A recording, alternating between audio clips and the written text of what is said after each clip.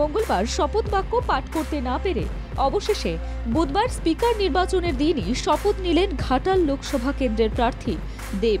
এদিন একেবারে ফুরফুরে মেজাজে দেখা গেল তারকা প্রার্থীকে। পরনে ছিল অলিভ গ্রিন রঙের ফর্মাল শার্ট, কালো প্যান্ট, কাঁধে ঝোলা সাইড ব্যাগ, চোখে রোদ চশমা।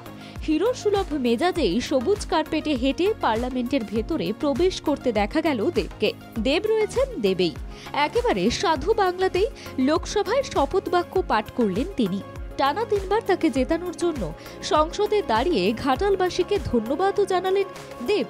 ইতিমধ্যে সোশ্যাল মিডিয়াতে শপথ বাক্য পাঠের ভিডিও পোস্ট করেছেন তারকা সাংসদ। দেবের সেই ভিডিও পোস্ট হতেই শুরু হয়েছে কমেন্টের ঝড়। লোকসভায় দেবের প্রত্যাবর্তনে ততোধিক উচ্ছ্বাসিত তার অনুগামীরা। সেখানেই তিনি বলেন, ঘাটালবাসীকে ধন্যবাদ আমাকে টানা 3 বার জেতানোর জন্য।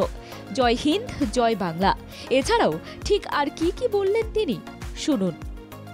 অধিকারী দেব, লোকসভার সদস্য নির্বাচিত হইয়া ঈশ্বরের নামে শপথ করিতেছি যে আমি বিধি দ্বারা প্রতিষ্ঠিত ভারতের সংবিধানের প্রতি প্রকৃত বিশ্বাস ও আনুগত্য পোষণ করিব। আমি ভারতের সার্বভৌমত্ব ও সংহতি রক্ষা করিয়া চলিব। এছাড়াও তিনি জানিয়েছিলেন, লোকসভা নির্বাচনের আগে যখন তিনি একটি ছবি শেয়ার করে লিখেছিলেন আর কিছুক্ষণের অপেক্ষা, তখন অনেক অনুরাগীরাই তার এই সিদ্ধান্তকে মেনে নিতে পারেননি। তবে তখন তার পাশে এসে দাঁড়িয়েছিলেন খোদ দলের সেনাপতি অভিষেক বন্দ্যোপাধ্যায় এবং দলনেত্রী মমতা বন্দ্যোপাধ্যায়।